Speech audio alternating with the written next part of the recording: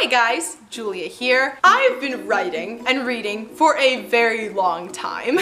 So over the years, I've learned what I like and what I don't like in a book. Now, I've always tried to write with the idea in mind that I'm going to write something that I want to read. And because I was a reader before I was a writer, I kind of have an idea of the things that I want to include in my writing. So here are 4 things that I look for in a good book. And all of these things I try to emulate in my own writing. Thing number 1 is good, compelling characters. I want to read about characters that are relatable, that I can connect to my own life, and that are realistic. You don't want them making stupid decisions or things that don't make sense because otherwise you won't feel connected to them. It's really, really hard to read a book if you don't like the MC and if you don't care about them.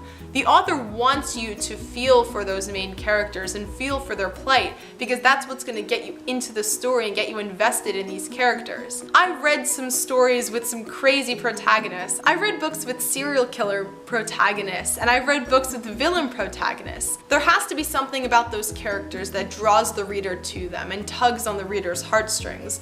Otherwise, they're not going to care about what happens to the characters, and more than likely they might put down the book. So you want to make sure that the characters that you're writing are compelling and make the reader care about what happens to them. Thing number 2 I look for is pretty obvious. It's a solid plot. But not just a solid plot. You have to have a plot that follows a cohesive structure, not necessarily a 3-act structure. If it just kind of meanders along a path, the reader might get lost in all of it and they might lose interest. Something I look for in a story, and this kind of shows me that the writer knows what they're doing, is foreshadowing. I love foreshadowing. I really try to look for that in the books that I read, and I try to put that into my own writing. Foreshadowing is a good indicator of how long the writer has spent on the plot of their story and how interconnected and interwoven all of the scenes and all the characters and the relationships are. If there's a lot of foreshadowing, that means that they spent a lot of time going back into it and making sure that everything is connected and everything makes sense in their storyline. There are stories that don't include foreshadowing, but I find that it's more difficult to write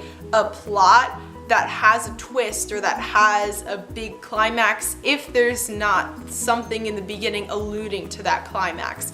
You don't want something that just comes out of nowhere and completely surprises the reader because it might not make sense and it might leave the reader feeling a bit confused or misled. Speaking of climaxes in books, the 3rd thing I look for in a good book is a twist. Now when I say twist, a lot of people might think of something that completely catches the reader off guard, that's totally uncalled for, and that's totally blows the reader's mind. Some of those twists are good, but sometimes they're not so good. I can get really frustrated with the writer if they have a twist in the book that doesn't make sense with anything else they've written. There's a difference between a plot twist and then a twist that just completely undoes everything that's been done in the previous parts of the book. You want a plot twist that has been foreshadowed or alluded to in the rest of the book, or at least makes sense with what's going on. Again, you don't have to foreshadow with a climax directly. You want to make sure that there are themes or ideas in the beginning parts of the book that make sense with the climax. I actually wrote about this very delicate balance in Mastering the Art of Foreshadowing, so I'll leave that link below. It's kind of hard to explain, but it's a really, really important thing to understand when you're including foreshadowing and when you're structuring your plot around a climax. And finally, last but not least, is pretty obvious. I want a good ending in a story. So when you're writing the ending of a story, there needs to be a couple of things that you keep in mind. Number 1, you need to think about if the book is a standalone or if it's in a series. If it's in a standalone, you can totally wrap up all the loose ends and make it nice and contained. You might want to leave the reader wondering about a couple things to make them keep thinking about your story even when they've read that final page, but overall you're going to want most of the loose ends tied up. I really like standalone books. I've written 2 standalone books, The Scavenger and Missing Her, which is coming out this spring. I like how contained it is and how I can write a really clean and concise character arc and plot arc and story that's all contained in this little world. With a series, it's a little more difficult because you want your characters to have plot arcs, but you have to decide whether it's going to be contained to one book or if it's going to continue throughout the series.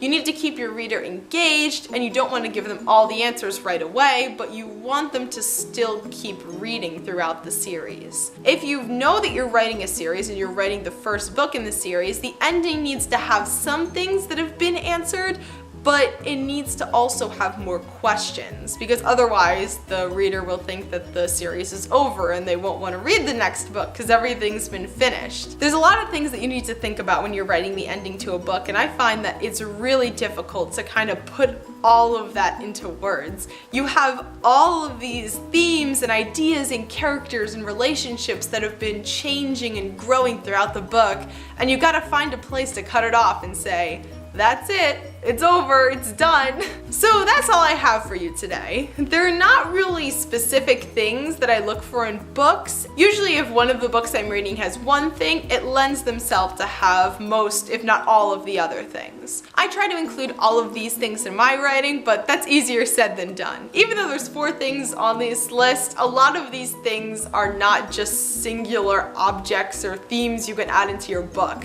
You can't have compelling characters written in one chapter. It has to be over the course of the entire book. Do you have any specifics that you look for in the books that you read? I'd love to hear them, so leave them in the comments down below. If you would like to read my standalone book, The Scavenger, it is available in Amazon in paperback and Kindle formats. You can also buy signed copies via my website, so I'll leave those links down below. Thank you for stopping by.